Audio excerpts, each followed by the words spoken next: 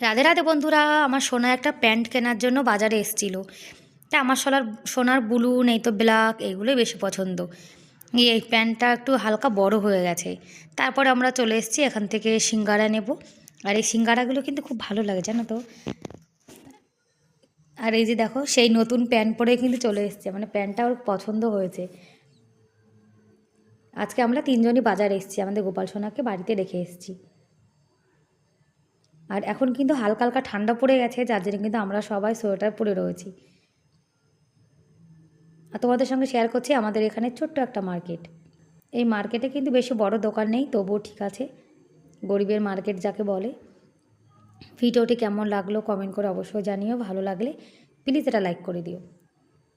তারপরে সেখান থেকে চলে এসেছি সবজির দোকানে, দেখলাম এখানে বেতো শাক রয়েছে।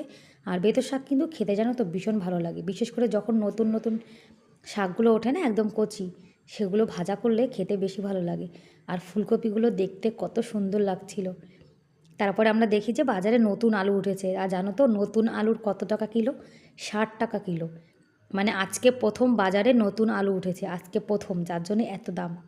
তা লোকটা বলছে ধীরে ধীরে কিন্তু মানে আলুর দাম কমে যাবে, প্রথম প্রথম সব জিনিসের একটু দাম হয়।